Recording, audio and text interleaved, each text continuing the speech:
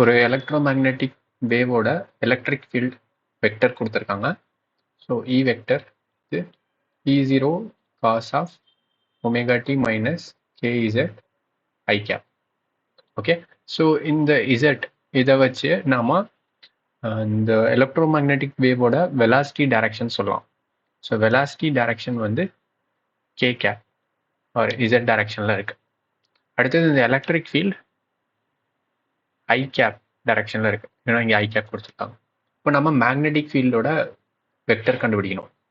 So இந்த electromagnetic வேவ்ல electric field, magnetic field and velocity vector இதுக்கான ரிலேஷன் என்னன்னா, ஓகே இது வெக்டர்ஸ்.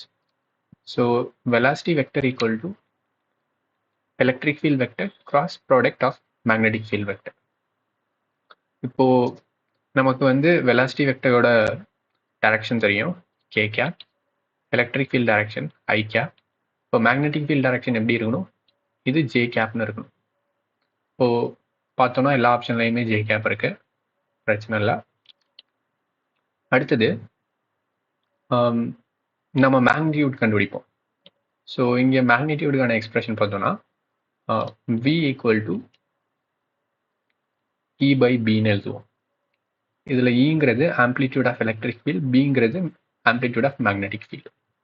இங்கே வேக்யூமில் ட்ராவல் ஆச்சுன்னா ஸ்பீடு வந்து இங்கே அஃப்கோர்ஸ் ஃப்ரீ ஸ்பேஸ்ன்னு சொல்லியிருக்காங்க, இது ஸ்பீட் ஆஃப் லைட்டுக்கு ஈக்குவலாக இருக்கும். ஸோ இதுலேருந்து நம்ம B equal to E by சின்னு எழுதலாம்.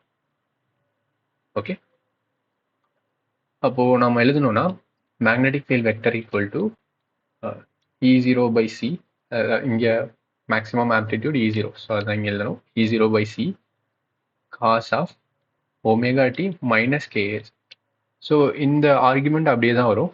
இங்கே சப்போஸ் ப்ளஸ்ன்னு போட்டோம்னா இது நெகட்டிவ் இசட் டைரக்ஷனில் போகும். அதனால் ரெண்டுமே ஆப்போசிட் சைனில் இருக்கணும். லைக் ஒமேகா டி மைனஸ் கேஇசட்னு எழுதணும். அப்போ தான் இது பாசிட்டிவ் எக்ஸ் டைரக்ஷனில் போகிறத டினோட் பண்ணும். நீங்கள் ஜே கேப் போகணும். ஸோ இது எந்த ஆப்ஷனில் இருக்குன்னு பார்ப்போம். செகண்ட் ஆப்ஷன், இது கரெக்ட் ஆன்சர்.